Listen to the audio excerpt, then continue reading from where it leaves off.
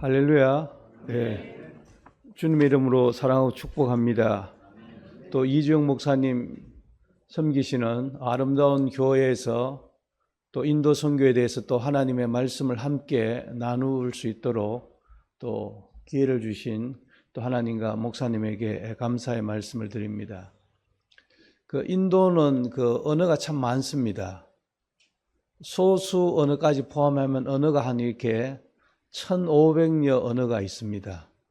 그리고 인도 정부에서 공식적으로 인정한 언어가, 공식 언어가 22개입니다.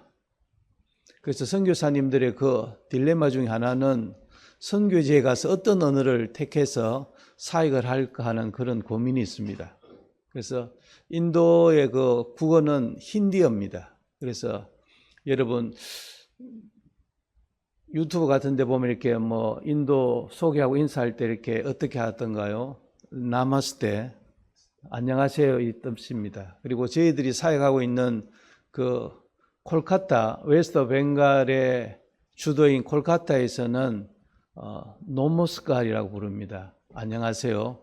그리고 성도들이 이렇게 만났을 때 서로 인사를 하거나 또 SNS에서 이렇게 서로 이렇게 또 문자를 보낼 때 제일 먼저 쓰는 그 표현이 조이지수라고 합니다. 조이라는 뜻은 벵갈어로 이렇게 승리하셨다. 예수님이 승리하셨다. 그래서 성도들 간에 서로 인사할 때 조이지수라고 합니다. 여러분들이 이렇게 인도 벵갈리 성도라고 생각하고 다 같이 한번 조이지수로 같이 인사하겠습니다. 조이지수. 예. 예수님이 승리하셨습니다. 말씀을 나누기 전에 인도가 어떤 나라인지 힌두권 선교에 대해서 이렇게 간략하게 한번 살펴보려고 합니다. 저희 가족 사진입니다. 가족 사진이 없었는데 오랜만에 원래 자녀들하고 함께 모이게 돼가지고 시내 중앙통에 가서 이렇게 사진을 한번 찍었습니다.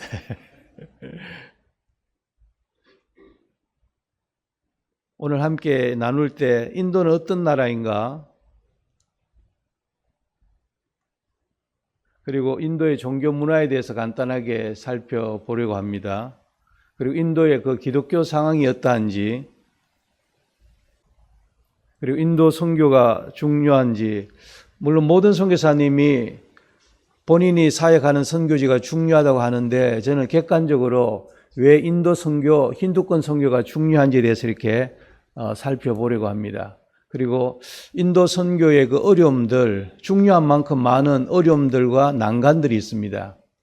그래서 효과적으로 인도 선교를 어떻게 하고 주님이 주시는 선교 전략은 무엇인가를 살펴보려고 합니다. 인도의 지도입니다. 혹시 이게 뭔지 아십니까? 타지마할. 저는 인도에 19년째 살고 있지만 아직 타지마할은 못 가봤습니다. 타지마할은 인도가 이슬람이 들어왔을 때가 있었습니다. 무굴 제국의 왕이 죽은 왕비를 이렇게 거리하면서 지은 이렇게 무덤입니다. 그런데 너무 화려하게 지어가지고 이 타지마할 공사를 하고 나서 국고가 바닥이 나고 민심 위반이 되어서 왕이 왕위에서 내려올 수밖에 없는 그런 상황이었습니다. 여러분 혹시 인도 음식 드셔보셨습니까? 예. 카레.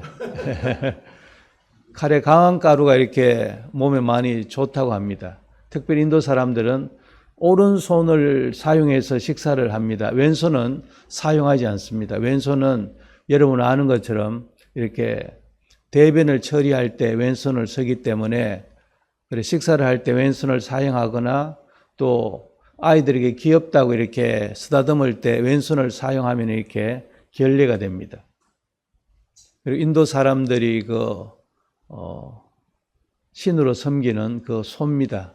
소 중에서 특별히 목에 이렇게 혹이 나 있는 혹소, 그리고 우유를 생산할 수 있는 암소가 이렇게 유명합니다. 이 사람들이 신으로 섬기고 있는데 인도 사람들이 소를 신으로 섬기는 이유 중에 하나는 소에 많은 신들이 있다고 이렇게 믿기 때문입니다.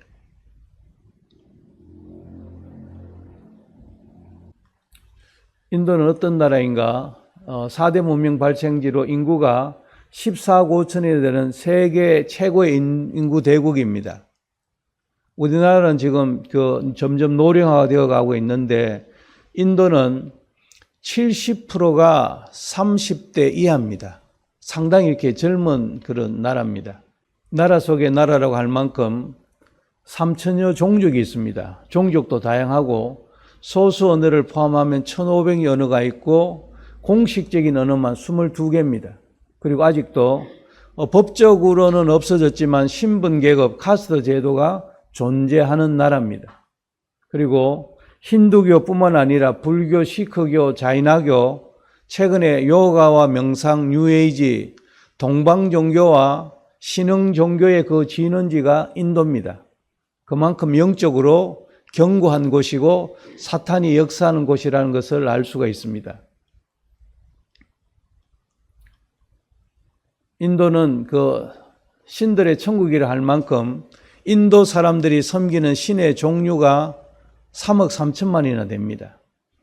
심지어 이렇게 이 철에도 쇠붙이에도 신이 있다고 이렇게 생각을 하고 있습니다. 그리고 인도 디아스포라, 흩어져 있는 해외 인도인들의 위상이 상당히 높습니다. 미국의 실리콘밸리의 30% 내지 40%가 인도계이고, 그리고 미 우주항공국 나사, 그리고 유명한 그 IT 산업의 CEO가 상당수 인도계 사람입니다. 그 영국의 지금 총리가 인도 사람이고, 그리고 이번에 미국의 대선으로 나왔던 해리서도 그 부통령도 인도계라는 그런 이야기가 있을 만큼 인도 디아스포라의 그런 위상과 영향력이 점점 확대되어지고 있습니다. 이미 한국이 이렇게 경제를 추월했고 내일의 세계 경제를 주도할 대표적인 나라입니다. 그럼에도 불구하고 아직도 1억 5천만의 절대 빈곤층이 존재하는 그런 나라입니다. 한마디로 20세기와 21세기가 공존하는 나라라고 할 수 있습니다. 인도의 저 대표적인 그 종교 문화를 보면은 힌두교인데, 힌두교는 우주의 그 법칙 가운데 인간이 이렇게 그러니까 윤회를 하는 것을 근간으로 하고 있습니다. 그래서 힌두교의 최고 목표는 뭐냐 하면은 참된 나, 그러니까 윤회를 통하여서 지금 존재하는 나인 아트만이 우주의 진리인 브라만과 합의를 하는 것이 바로 힌두교의 최고 목표입니다. 그래서 한국에 최근에 이렇게 요가가 아주 많이 유행하고 있는데, 요가는 힌두교의 대표적인 그런 포교 방법 중에 하나입니다. 요가를 통해서 내 자신이 우주 진리 가운데 존재하는 그런 신인 브라만과 연합하는 것이 바로 요가입니다. 그래서 여러분들이 기독교 요가는 있을 수도 없고, 물론 뭐 스트레스 해소나 건강에 좋다고 하지만 요가를 하게 되면은 악한 영들과 연합하는, 악한 마귀 사단을 결국은 마음에 이렇게 모시게 되는, 악한 영과 연합하는 것이기 때문에 우리는 요가는 이렇게 하지 않는 것이 좋습니다. 힌두교의 3대 신은 우리 성부, 성자, 성령 삼위일체가 있는 것처럼 힌두교에도 브라만과 비슈누와 시바의 그런 신들을 이야기를 하고 있습니다. 힌두교의 구원은 우리가 생각하는 천국 가는 구원이 아니라 물질 세계로부터 자유하게 되고, 그리고 우주 안에 존재하는 브라만과 연합하는 것, 그것을 이렇게 힌두교는 구원이라고 생각을 하고 있습니다. 여러분 혹시 카스트 제도라고 들어보셨습니까? 신분 제도입니다. 이 카스트 제도는 포르투갈의 카스트라는 그런 말에서 파생되어졌는데, 카스트 개념 안에는 두 가지 의미가 있습니다. 하나는 바르나라고 하는 그런 색깔, 그리고 카스트에는 4계급으로 나누고 있습니다.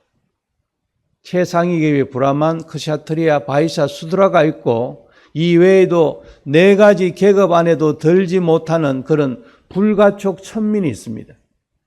그래서 카스트에는 바르나라고 하는 색깔, 그래서 인도 사람들의 그 피부 색깔을 보면 그 사람의 신분을 어느 정도 알 수가 있습니다. 체격이 좋고 피부가 흰 사람들은 대부분 상류층에 속한 사람들입니다. 그러나 체격이 왜소하고 피부가 검은 사람들은 하층민들이나 불가촉 천민일 그 가능성이 많습니다. 그리고 카스타니아는 잣띠라고 해서 출생과 관련해서 전통적으로 내려오는 고착화된 그런 가문의 그 직업과 신분을 의미합니다. 법적으로는 카스트 제도가 없어졌지만 생활 속에서는 여전히 남아 있어서 할아버지가 그 일을 했다면 또 아버지도 그 일을 이렇게 하고 자녀들에게 계속해서 그 일을 답습하는 것을 보게 됩니다. 그래서 힌두교와 카스트는 아주 이렇게 밀접한 관련을 가지고 있습니다. 여기 보면 브라만, 크사트리아, 바이샤, 수드라 요 네 계층이 있습니다. 여기 보이는 자매들은 저희 그 가정교회 마야뿔이라는 가정교회 자매들인데 결혼을 한 지 10년, 20년이 되었는데도 그 자녀들이 없어서 이렇게 큰 고통 가운데 있습니다. 인도의 기독교 상황은 힌두교가 82.7%, 이슬람교 11.2%, 쭉쭉 내려가면 기독교는 구교, 천주교를 포함해서 한 2.3% 되는데 인도는 힌두교뿐만 아니라 이슬람교가 세계 세 번째로 많은 나라가 인도입니다. 근데 2000년의 기독교 역사를 가지고 있습니다. 우리나라보다 훨씬 예수님의 제자 사도 도마가 순교했던 것이 인도입니다. 그리고 그 위에 가톨릭 예수회가 들어오고 현대 선교의 아버지라고 불렸던 윌리엄 캐리, 그리고 영국 식민지 시대를 비롯해서 현재까지 이르고 있습니다. 대부분의 기독교 인구는 기독교 인구 중에서 82%는 북동부에 살고 있습니다. 북동부는 몽골리안으로 저희와 이렇게 비슷한 내모를 가진 그런 족속들이 살고 있는 지역입니다. 인도 기독교인들의 다수는 평민들과 불가촉 천민이 대부분입니다. 한 영혼의 가치는 하나님 앞에 동일하지만 그 사람이 가지고 있는 사회적인 영향력은 극히 미비하기 때문에 하나님을 알지 못하는 힌두 사람들이 보기에 기독교는 전부 다 이렇게 낮은 자의 종교라고 하는 그런 의식을 가지고 있습니다. 그래서 이제는 복음은 이렇게 낮은 데부터 시작합니다. 마음이 가난하든지 병들었든지 경제적으로 연약하든지 이들에게 복음이 증거되어지는데 이제는 낮은 계층뿐만 아니라 그리고 중산층에게도 복음이 이렇게 증거되어지고 저희 교회에도 현지에 우리 청년 가운데 한 명이 그 친구도 이렇게 신분이 높지 않은데 공인회계사 1차 합격을 했습니다. 그래서 2차 지금 준비를 위해서 인턴 코스를 밟고 있는데 이런 청년들이 이렇게 사회적으로 또 앞으로 취업을 하게 되면은 영향력을 끼칠 수 있고 월급을 받게 되면 그 11조 하나님 앞에 드림으로 교회가 이렇게 재정적으로 자립할 수 있는 그런 좋은 기회가 될 수 있습니다. 인도 선교는 왜 중요하냐? 선교 전략적으로 보면 마태복음 24장에서 이 천국 복음이 모든 민족에게 정언되어야 하리니 그제서야 끝이 오리라 주님 말씀하셨습니다. 그런데 10만 이상 되는 미전도 종족, 물론 10만 밑에 되는 이렇게 소수 종족도 있지만 어느 정도 규모가 있는 10만 이상 미전도 종족이 전 세계적으로 639종족인데 310종족이 인도에 분포되어 있습니다. 그리고 지리적으로 보면 중국, 파키스탄, 네팔을 비롯해서 인근 나라와 여러 나라와 이렇게 인접해 있기 때문에 인도가 복음화되면 주변 나라에게 영적인 파급 효과가 큽니다.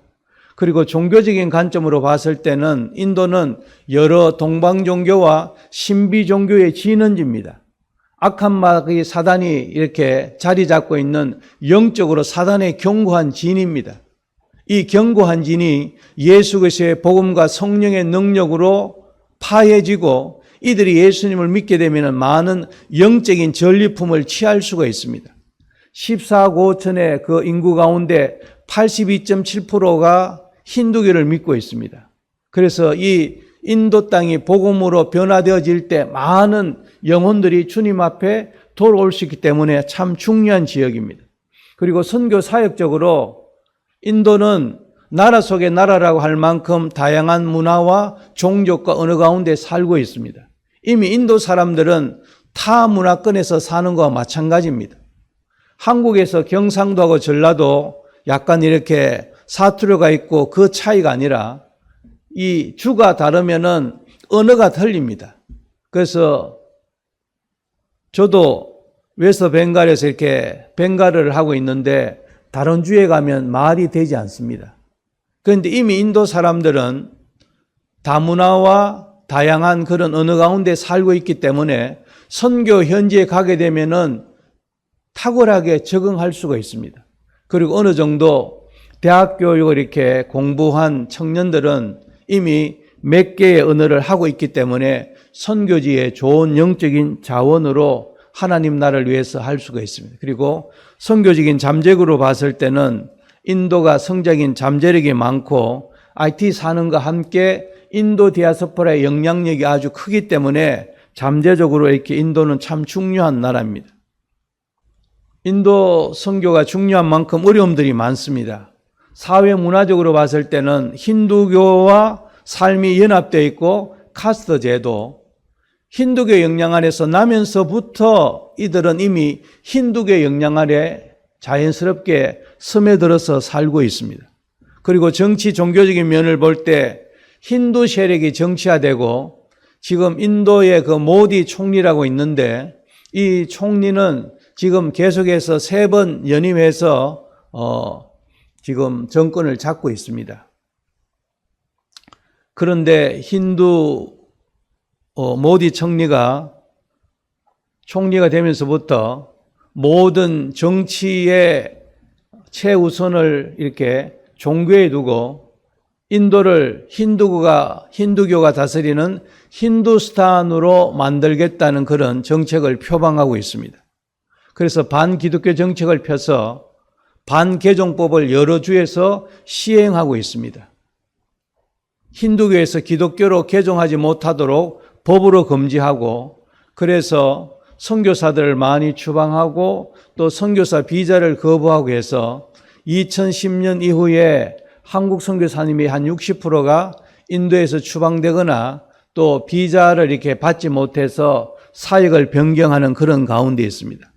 그리고 교회 내부적인 면으로 봤을 때는 목회자의 소명감이 없고 또 교회 내에 혼합주의들이 많고 성경적인 가치관이 있고 그리고 대부분의 인도 기독교인들이 하층민이다 보니까 사회적인 영향력이 미비합니다. 그리고 외부에 의존하는 재정구조와 의식을 가지고 있는 이런 부분들이 있습니다. 그리고 사역적인 면에서는 우리 선교사님들의 책임이기도 합니다. 이렇게 보여주는 그래서 외형적으로 건물을 짓는 센터를 짓고 고안을 짓고 학교를 짓고 뭔가 이렇게 보여주려고 하는 그런 프로젝트 사역들이 많이 있었습니다. 그러다 보니까 사역이 이렇게 중복적으로 일어나고 또 사역이 효과적으로 일어나지 못하는 부분도 있습니다. 그리고 현지 교단과 선교단체와 협력이 미비하는 그런 부분입니다. 저희 사역을 잠깐 소개하면은 제가 하고 있는 사역은 교회 개척 및 이렇게 제자 훈련 사역을 하고 현지 사역자 리더 훈련 그리고 아시아에 있는 그 선교사를 발굴하고 훈련해서 파송하고 재교육하는 훈련과 함께 생활이 어려운 성도들을 이렇게 구제하고 우리 10명의 한 학생들에게 매달 이렇게 장학금을 지급하고 있습니다. 이 사진은 초창기에 저희들이 인도에 가서 교회 개척을 할 때 이렇게 사진입니다.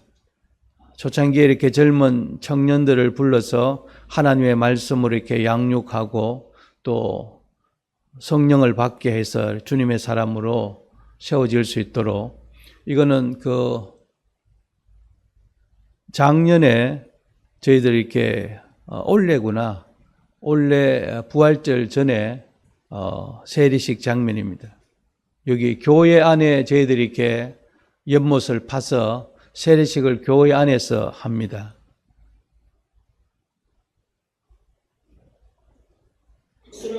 쓰러져.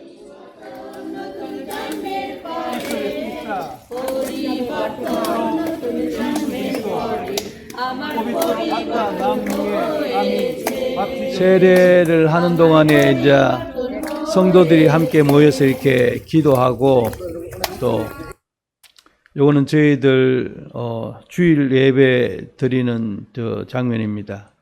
여기 암달라 생명교회라고 2017년도 이렇게 교회 건축을 했는데, 그때는 교회 출석 성도들이 한 40명 정도 됐는데, 하나님 은혜 가운데 이렇게 교회가 많이 부흥해서 교회 정축을 해야 되는 그런 상황입니다.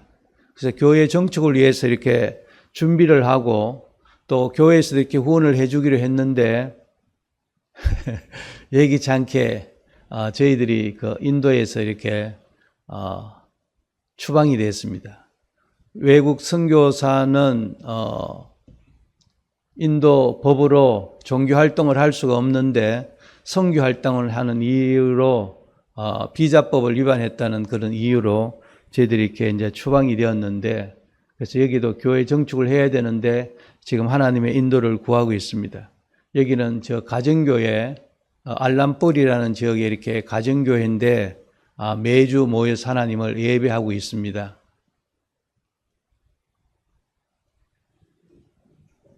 매일 이렇게 여기는 이제 저희들이 가정교회 리더들, 사역자들 2달에 한 번씩 사역자 1일 훈련을 하고 있습니다.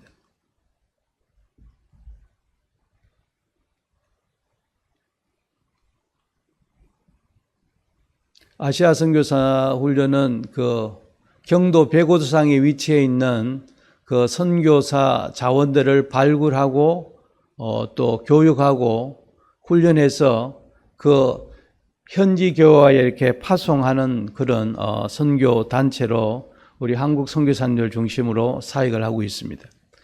여기는 우리나라 사람과 같지만 여기는 인도입니다. 나갈랜드라고 하는 한 200만 되는 인도의 주중에서나 이렇게 작은 주인데, 여기에 기독교 인구가 95%입니다. 일찍이 미국의 남침례교 선교사님이 와서 복음을 전하고 이들이 변화되어서 집단 개종을 한 지역입니다. 그래서 여기는 영어를 이렇게 학교에서 영어로 이렇게 수업을 하기 때문에 원어민과 같이 이렇게 영어를 아주 이렇게 능통하게 잘합니다. 그래서 이 친구들에게 또 선교사 자원으로 하나님 앞에 헌신할 수 있도록 또 도전을 주고 훈련을 받고 하는 그런 부분입니다. 이 부분은 2022년도 키르기스탄에서 몽골 선교사를 대상으로 저희들이 선교 훈련을 받고, 이 당시 그 훈련받은 대부분의 선교사님들이 중앙아시아 쪽으로 선교사로 파송이 되어서 나갔습니다. 키르기스탄과 카자흐스탄, 그리고 우즈베키스탄, 그리고 아프가니스탄, 튀르키예, 이 중앙아시아 중심으로 선교사님들이 이렇게 파송되었는데, 이때 훈련받은 그 성도들의 나이 분포는 20대에서 70대까지였습니다. 여성분들이 많은데 여성분들 70대 된 그 몽골교회 지도자들도 있었습니다. 대부분 이렇게 선교사로 나가지만 선교사로 나가지 못하는 분들은 몽골 이렇게 교회에서 보내는 선교사로 그런 사명을 감당하고 있습니다. 이 사진은 2023년도 캄보디아 프놈펜에서 캄보디아 그리고 인도 프놈펜에 있는 젊은 이렇게 청년 선교사 후보생들을 불러서 훈련하고 저희들 수료식 하는 그런 내용입니다. 이 사진은 올해 치앙마이에서 AMTC 훈련이 있었습니다. 처음으로 한국 선교사님들 그리고 선교사 후보생들에게 선교 훈련의 기회를 제공했습니다. 그래서 한국 분들 5명, 몽골 선교사 후보생들 7명, 총 12명이 이렇게 훈련을 받고 또 선교사로 나가기 위해서 준비하는 가운데 있습니다. 효과적인 인도 선교를 위해서는 무엇보다도 견고한 진을 파는 성령 안에서의 강력한 그런 기도가 필요합니다. 그리고 영감 있는 예배와 기름 부으심 있는 찬양, 그리고 능력되기를 통한 교회의 성장, 우리의 삶은 혈과 육에 대한 것이 아니요 공중 권세 잡은 악한 영들과의 영적인 전쟁입니다. 그래서 3억 3천만이나 되는 많은 신들을 섬기고 있기 때문에 많은 인도 사람들이 사단의 영향력 아래에 있습니다. 그래서 우리는 예수 그리스도의 능력과 성령의 능력으로 하나님이 함께 하시는 증거들을 그들에게 나타내 보여야 되고 능력 대결을 통해서 교회가 성장할 수 있습니다. 그리고 목회적인 부분에서는 복음에 대한 바른 이해가 필요하고 지속적인 성경 통독 및 경건 훈련이 필요합니다. 평신도와 또 사역자의 소명 고치 및 제자 훈련, 그리고 무엇보다도 리더십을 현지 목회자 리더에게 넘기는 부분들이 중요합니다. 실천적인 부분으로는 선교사의 삶을 통해서 그리스도의 사랑을 나타내야 되고 그리스도인으로 실천적인 삶이 필요합니다. 예수 믿는 사람들이 다른 종교와는 기본적으로 다르다는 것은 우리들의 삶을 통해서 나타내 보여야 합니다.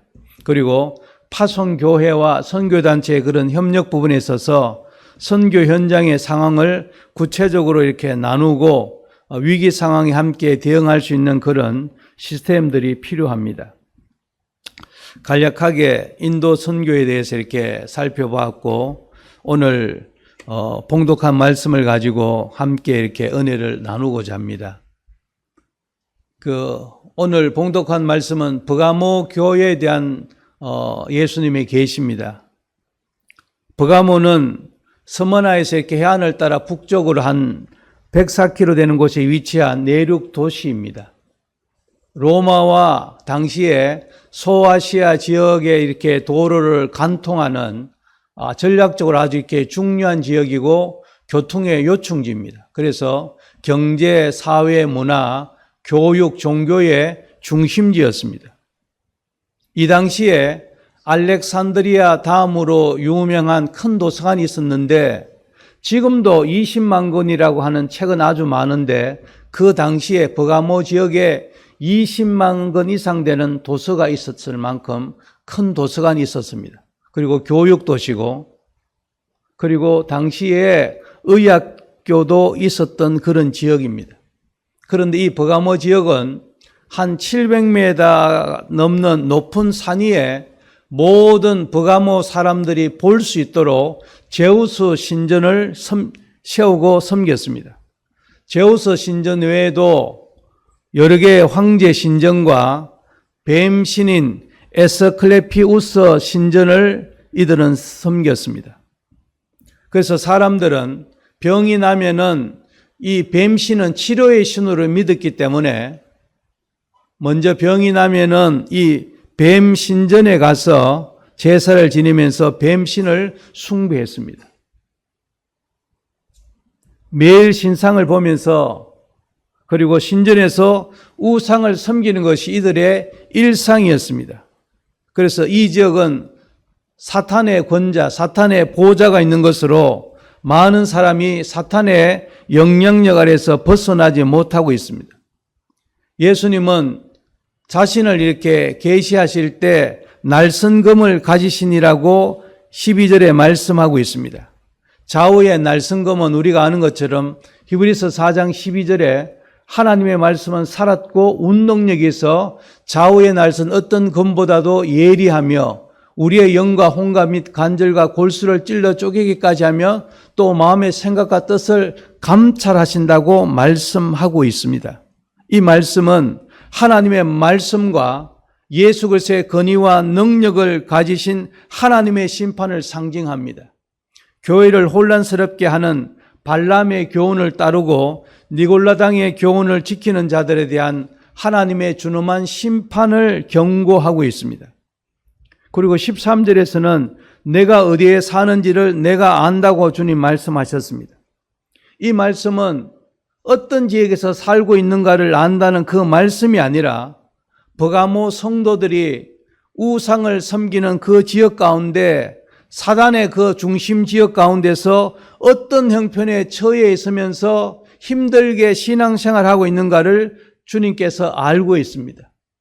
여러분들이 주님 앞에 나와서 하나님을 섬기기까지 어떤 환경 가운데서, 삶 가운데서 얼마나 힘들고 어렵고 공고한 가운데서 하나님을 섬기는지 하나님께서 우리의 모든 것을 아신다는 것입니다. 모든 지각에 뛰어나신 하나님의 평강이 그리스도 예수 안에서 너희 마음과 생각을 지키시리라. 하나님은 우리의 모든 생각과 중심을 아십니다. 우리가 이 자리에 나와서 예배 드리기까지 우리가 어떤 시험 가운데서 힘들고 어려운 가운데서 믿음으로 주님 앞에 결단하고 나와서 하나님 앞에 예배 드리는지 하나님은 알고 계십니다. 그리고 13절에는 또 뭐라고 말씀하고 있습니까? 굳게 잡았어라는 그 표현이 있습니다.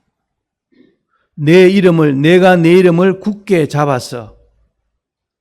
원래 이렇게 원문에 보면은 이것은 계속해서 진행형으로 있습니다.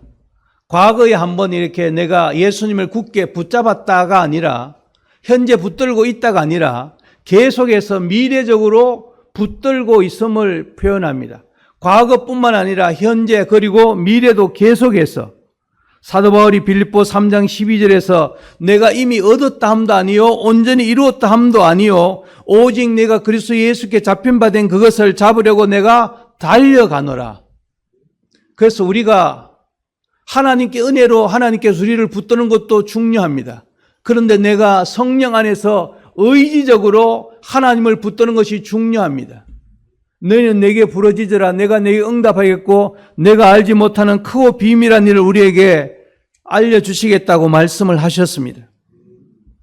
버가모 교회에 대한 예수님의 그 칭찬은 버가모 교회는 사탄의 권자가 있는 사탄의 중심으로 악한 영이 강력하게 역사하는 곳입니다. 악한 영이 역사하는 곳에는 영적 전쟁이 치열하기 때문에 많은 핍박과 희생이 따릅니다. 인도는 3억 3천여 되는 많은 신들을 섬기는 그런 신들의 천국입니다. 그러니까 이 세상에 많은 신들, 신의 3억 3천여 되는 신을 섬기니까 얼마나 신들이 많겠습니까? 곳곳에 힌두 신전들이 있고 여러 신전들이 있습니다. 그래서 여기에서 신앙생활을 하는 그런 성도들은 정말로 힘듭니다. 2008년도에 인도 오리사주, 저희들이 있는 웨스트 벵갈에서 이렇게 약간 옆에 있는 오리사주에서 300명의 현지 목회자와 가정교회 리더들이 순교를 당했습니다. 여러분 소식 들어보셨죠? 그래서 가짜 뉴스도 이렇게 많이 나오게 했는데 그것은 사실입니다. 성탄절 때 힌두교와 이렇게 조금 충돌이 있어서 힌두 교인들이 죽창을 가지고 목회자와 그리고 가정교회 리더들을 죽였습니다. 300명이 예수 그리스도의 이름 때문에 죽임을 당했습니다. 그리고 작년에 마니푸르라는 지역, 저희들이 살고 있는 약간 북동부 지역에 역시 종교 분쟁으로 인해서 150명의 목회자와 성도들이 순교를 당했습니다. 사진을 보면 처참해서 그 사진을 볼 수가 없습니다. 힌두교인들이 기독교인의 목을 잘라서 그 시신을 이렇게 교회 울타리에 던져놓은 그런 사진들이 있습니다. 아직도 완전하게 사태가 수습되지 않는 그런 가운데 있습니다. 그동안 저희들이 사역했던 이 콜카타, 웨스트 벵갈주는 그래도 다른 주보다는 그래도 조금 나은 편이었습니다. 그런데 몇 년 전부터 계속해서 많은 핍박이 있습니다. 작년 연말에 저희들이 12월이 되면은 각 이렇게 가정교회를 중심으로 해서 성탄절 전도 행사를 합니다. 전도 행사를 하게 되면은 경찰에 이렇게 이제 보고를 해가지고 합법적인 그런 집회를 합니다. 그런데 그 마야 뿌리는 지역에서 작년에 저희들 성탄절 집회를 할 때 이슬람과 힌두 청년들이 합세해서 무대에 진입해서 기물을 파손하고 또 그 자리에 참석한 그 성도들을 이렇게 폭행하는 일이 있었습니다. 그래서 그때 이렇게 사진을 찍던 저희 아내의 또 전화기를 가져가서 저희들을 위협하는 그런 아주 이렇게 어려운 상황이 있었는데, 경찰이 와서 일단락이 되었는데, 힌두 청년들과 이슬람 청년들은 자기들이 우리를 구타한 일도 없고 기물을 파손한 적도 없다고 이렇게 부인을 했습니다. 그래서 경찰들이 가고 나서 그 청년들이 마야불 지역에 처음으로 예수를 믿었던 삥꾸와 사본띠라는 부부가 있습니다. 그런데 그 가정에 가서 그 부부를 이렇게 무차별 폭행을 했습니다. 그 자매는 제왕절개로 아이를 출산한 지가 이렇게 얼마 되지 않았는데도 불구하고 그 형제와 자매를 무차별 이렇게 폭행을 하고 집에서 나가지 못하도록 며칠 동안 집을 감금했습니다. 그리고 동네 작은 이렇게 식료품을 파는 가게 주인에게는 이 사람들은 예수를 믿기 때문에 이 사람에게는 어떤 이렇게 물건도 팔지 말라, 그렇게 하면서 생활을 할 수 없도록 만들었습니다. 그리고 형제가 다니는 그 공장에 가서 사장 공장을 위협하면서 공장의 사장에게 이 사람은 예수 믿는 사람이기 때문에 이 사람을 당장 해고시키라고 그렇게 해서 일거리도 주지 않았습니다. 그리고 태어난 지 얼마 되지 않는 그 요한이란 그 아들, 네가 예수님을 모른다고 부인하고 지금까지 섬기던 그 힌두 신을 섬기면 이 집에서 살게 할 것이고, 만약에 힌두 신을 섬기지 않으면 아이를 죽여서 저게 이렇게 강에 던져버리겠다. 인도는 이슬람과 마찬가지로 명예살인이 많습니다. 힌두교에서 기독교를 개정할 때 이렇게 그 집의 명예를 실추시켰다거나, 또 카스트가 높은 사람이 카스트가 낮은 사람하고 결혼할 때 우리 가정의 그 명예를 실추시켰다는 이유로 이렇게 엄밀하게 살인하는 그런 경우들이 종종 있습니다. 그런데 평소에 저희들은 이 부부가 믿음이 연약하다고 생각했는데 하나님께서 이들을 붙들어 주셨습니다. 내가 죽으면 죽었지 우상을 섬기지 않는다고, 나는 예수님만 섬기겠다고 그렇게 신앙을 고백을 했는데, 그럼에도 불구하고 계속 핍박이 있어서 그곳에서 살지 못하고 또 강 건너로 이사를 갔는데, 이사를 가니까 이 힌두 청년들이 또 찾아와서 그곳에서 살지 못하도록 계속해서 이렇게 핍박을 하고 있습니다. 그래서 여기에서 살지 못하고 또 다른 곳에서 이렇게 가야 되는 그런 상황들입니다. 오늘도 1년에 예수 믿는다는 이유 때문에 순교를 당하는 사람이 공식적으로 5천 명이 넘습니다.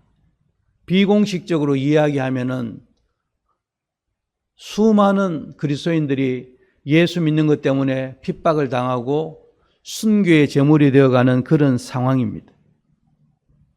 그래서 이 버가모 교회는 사단의 권좌가 있기 때문에 영적 전쟁이 치열하고, 그 치열한 가운데 많은 성도들이 핍박과 희생이 따릅니다.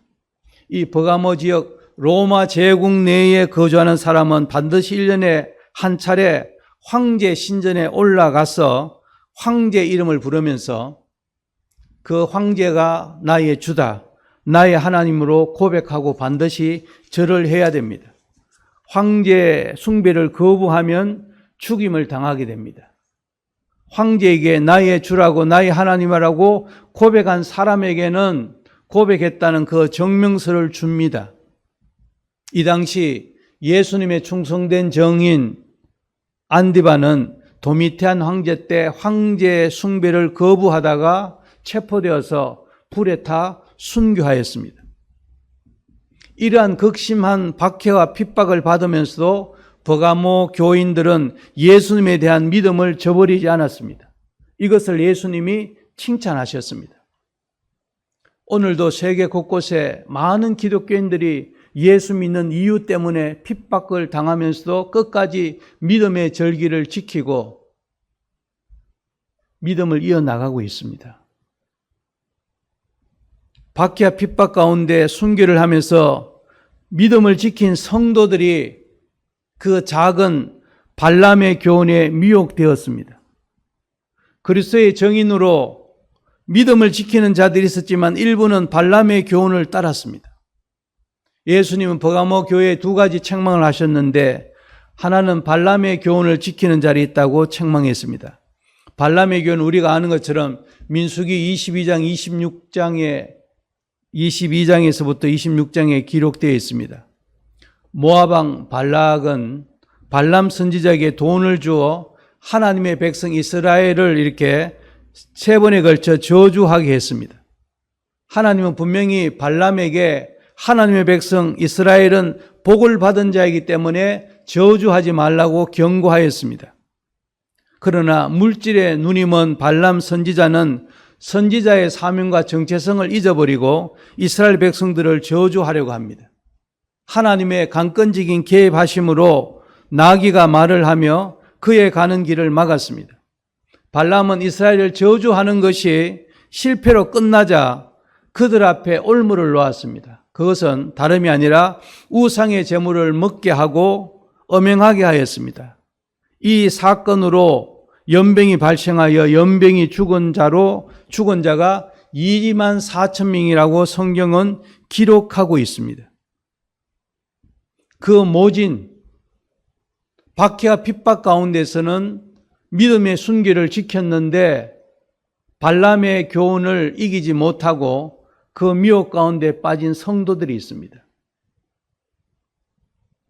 열왕기 상하에 보면은 엘리야 선지자 당시 이스라엘 백성들은 하나님과 바알을 겸하여 섬겼습니다. 가나안 땅에 가나안 사람들이 섬겼던 바알과 아세라는, 바알은 풍요의 신이고 아세라는 다산의 신입니다. 가나안 땅에서 풍요롭고 하는 그 모든 농사가 잘 되기 위해서는 바알과 아세라를 섬기고 또 왠지 하나님을 버리면 안 될 것 같아서 하나님과 바알을 동시에 섬겼습니다. 그래서 엘리야 선지자는 너희가 두 사이에 머뭇거리느냐 믿음으로 결단하라고 촉구하고 있습니다. 하나님의 은혜로 대한민국이 정말로 6.25 전쟁 이후에 세계에서 가장 가난한 최빈국이었습니다. 국민소득 1인당 100불이 안 되는 세계에서 가장 가난한 나라, 하나님의 강권적인 은혜로 선교한국, 세계 선교를 감당하기 위해서 거룩한 제사장의 나라로 택하신 하나님의 그 족속으로 왕같은 제사장으로 하나님께서 이렇게 번성케 하시고 부욕케 하셨습니다. 그런데 부욕케 하신 하나님의 은혜를 잊어버리고 세상을 따라가고 있습니다. 버가모 성도들을 향하신 예수님의 두 번째 교훈은 니골라당의 교훈을 지키는 자라가 있다고 말합니다. 니골라당은 당시 영지주의에서 나온 대표적인 이단 사상 중에 하나입니다. 영지주의는 극단적인 이원론자주의입니다. 영은 선하고 육신은 본래부터 악하다고 생각하기 때문입니다. 그래서 영주주의 영향을 받은 니골라 역시 영은 선하고 우리의 육신은 선하지 않기 때문에, 기본적으로 악하기 때문에 내가 육신을 가지고 어떤 죄를 지어도 이것은 아무런 죄가 되지 않는다고 그렇게 이야기를 했습니다. 이런 영향을 받아서 영지주의와 니골라당의 영향을 받은 이 초대교회 성도들 가운데 음행을 하고 우상에 섬기는 죄를 짓는 사람도 마음이 아무런 양심이 끄리낌이 없었습니다. 세상적인 가치관이 하나님의 말씀보다 우선되는 시대에 살아가고 있습니다. 대한민국도 지금 하나님을 대적하는 반기독교적인 이런 법안, 동성애, 그리고 포괄적인 차별금지법을 비롯하여서 학생인권 조례와 같은 하나님을 대적하는 이런 반기독교적인 그런 사상들이 물밀듯이 사회는 물론이고 교회 안에도 들어오고 있습니다. 그래서 미국의 감리교회, 보수적이라고 하는 PCU에서 미국의 장로교회에서도 동성애자를 목사 안수로 주었습니다. 동성애 목사 안수를 반대하는 감리교 목사를 감리교에서 이렇게 제명을 한 그런 상황입니다.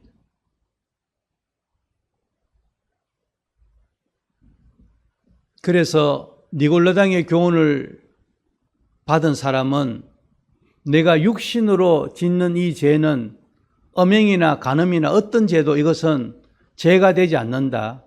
그래서 양심이 화인 맞은 심령이 되어 가고 있습니다. 이런 사상이 비슷한 그런 이단이 한국의 구원파입니다. 예수 믿고 한번 구원받으면 예수님께서 나의 모든 죄를 용서하셨기 때문에 어떤 죄를 지어도 하나님이 용서해 주신다. 한편으로는 맞는 것 같지만 한편으로는 그렇지 않습니다. 하나님은 모든 사람이 구원을 받으며 진리를 아는 데 이르기를 원하십니다. 사도 바울은 이야기하기를 내가 다른 사람에게 복음을 전거한 후에 도리어 버림을 당할까 내가 두려워하노라. 내가 두렵고 떨림으로 구원을 이루어 간다고 말씀을 하셨습니다. 이미 예수 그리스도의 믿음으로 말미암아 우리에게 구원을 주셨지만 이 구원은 하나님 앞에서는 그날까지 계속되어서 이루어져 가는 그런 구원의 여정이어야 합니다. 그런데 구원파처럼 영지주의처럼 한 번 구원은 영원한 구원이기 때문에 어떤 죄를 지어도 괜찮다고 하는 그런 신앙생활 가운데 살아가고 있습니다. 성도들 가운데도 한 번 구원은 영원한 구원, 예수 처음 믿고 영접했으면은 이제 어떤 죄를 지어도 나는 천국 갈 수 있다고 하는 그런 자기 확신 가운데 살아가고 있습니다. 좁은 문으로 들어가기를 힘쓰라. 좁은 문으로 들어가기를 구하여도 얻지 못하는 자가 많으니라. 구원으로 인도하는 문은 좁고 협착하여 찾는 이가 적다고 말씀합니다. 멸망으로 인도하는 문은 넓고 커서 그리로 들어가는 자가 많고 청함을 받은 사람은 많되 택함을 입은 자는 적다고 주님 말씀을 하셨습니다. 죄송하지만 교회 안에서도 구원을 받지 못할 자가 있음을 성경은 말씀하고 있습니다. 이런 영지주의의 잘못된 그런 교훈으로 많은 성도들이 음행을 하고도 하나님 앞에 회개하지 않고 심령이 점점 더 하나님 앞에 굳어지고 있습니다. 네로와 도미티안 황제 시기에 큰 박해와 핍박 가운데는 승리하였는데 음행과 우상 제물에 음행과 우상을 섬기는 부분에서는 넘어졌습니다. 한국 교회는 폐허 속에서 정말로 하나님을 예배하고 간절히 하나님을 찾고 하나님 앞에 기도했습니다. 제가 한국에 나오면 가끔씩 이렇게 주암산 기도원에 가보면은 거의 사람을 찾아보기가 힘듭니다. 교회들마다 기도의 제단, 기도의 불이 식어진 교회들이 얼마나 많은지 모릅니다.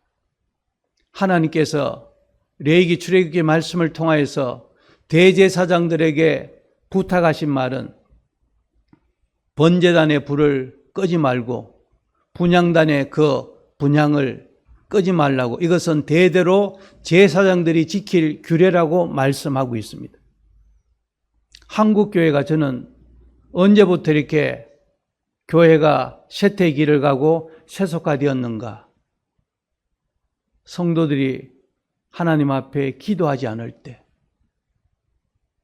우리에게 물질적인 부유를 주시고 선교한국 세계 선교의 사명을 감당하려고 우리를 축복하셨는데 그 하나님의 은혜를 잊어버리고 세상을 사랑하고 세상을 향하여 달려갈 때 기도의 불이 약해지면서부터 한국교회는 쇠퇴하기 시작하였고 사회는 물론이고 교회 안에도 악한 마귀 사단이 들어와서 교회가 하나 되지 못하게 분열하게 만들고,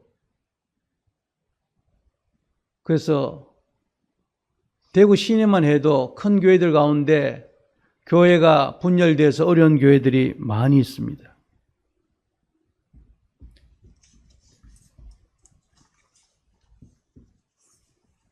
이런 상황에서 버가모 교회에 대한 예수님의 그 처방과 약속은 먼저는 회개하라고 말씀하고 있습니다. 2장 16절에 그리하지 아니하면 내가 내게 속히 가서 내 입의 검으로 그들과 싸우리라. 세상을 사랑하며 세속화되어 있는 부분을 성령께서 우리에게 마음에 감동을 주실 때 철저하게 돌아보아야 합니다. 회개하며 하나님과의 관계를 회복해야 합니다. 이기는 자에게 주시는 하나님의 그 약속은 감추었던 만나를 주신다고 약속하셨습니다. 만나는 이스라엘 백성들이 출애굽하며 40년 동안 광야 생활할 때 하늘로부터 주신 양식입니다. 나는 하늘로부터 내려온 산떡이니 사람이 이 떡을 먹으면 영생하리라. 결국은 예수 그리스도를 통해서 영원한 생명을 주실 것을 버가모 교회 성도들에게 약속하셨습니다. 두 번째 약속은 새 이름이 기록된 흰돌을 주시겠다는 것입니다. 이 당시에 초대교회 당시 흰돌은 법정에서 배심원들이 이 피고의 죄가 없다, 무죄를 선고할 때 흰돌을 던졌습니다. 예수 그리스도의 그 보혈로 말미암아 예수 그리스도의 피로 우리를 다 죄 용서하시고 우리를 죄 없다 하시고 의로 여기신 예수 그리스도의 은혜로 말미암아 우리에게 구원을 주실 것을 약속하셨습니다. 뿐만 아니라 17절에 2장 17절에 그 흰돌 위에 새겨진 새 이름은 믿는 자밖에 그 이름을 알 사람이 없다고 말씀을 하셨습니다. 그 사랑 받을 사람만 안다고 우리 찬송이 있는 것처럼 그리스도 안에서 구속함을 받은 자들에게 주시는 새로운 이름입니다. 누구든지 그리스도 안에 있으면 새로운 피조물이라 이전 것은 지나갔으니 보라 새 것이 되었도다. 새 이름을 우리에게 주셨습니다. 버가모 교회는 정말로 박해와 핍박 가운데도 믿음의 순결을 지킨 순교자들이 있는 그런 교회였습니다. 그러나 한편으로 믿음의 정지를 지키지 못하고 황제 숭배와 우상 숭배로 음행하며 세상과 타협하는 성도가 있었습니다. 우리는 하나님과 세상 사이에서 어디에 있는지, 우리는 하나님과 재물을 겸하여 섬길 수가 없고 하나님과 세상을 겸하여 섬길 수가 없습니다. 믿음은 선택이고 믿음은 결단입니다. 여호수아가 이스라엘 백성들에게 이야기한 것처럼 너희 눈에 보기에 강 저편에 섬기던 신이 우상이 좋게 보이거든 그들을 섬기라. 그러나 나와 내 집은 여호와를 섬기겠다고 믿음으로 결단하고 결단을 촉구했습니다. 저는 아름다운 교회 우리 지난번에 목사님 이렇게 한 번 뵙고 이번에 오늘 두 번째 이렇게 뵙는데 빌라델비아 교회처럼 정말로 작은 능력을 가지고도 선교하면서 지역사회를 섬기는 그런 아름다운 모습을 보면서 이렇게 마음에 잔잔하게 감동과 도전을 받았습니다. 한국교회가 아름다운 교회처럼 이러면 좋은데 다 또 그렇지도 않습니다. 하나님 앞에서 참된 경건은 자기를 지켜 새 속에 물들지 않는다는 것 야고보 기자는 말씀하고 있습니다. 나도 모르는 사이에 내 자신을 지키지 못하고 새 속에 물들었던 부분은 없는지 우리 자신을 다시 한번 돌아보고 무릇 그리스도 예수 안에서 경건하게 살고자 하는 자는 핍박을 받을 것이라고 말씀하고 있습니다.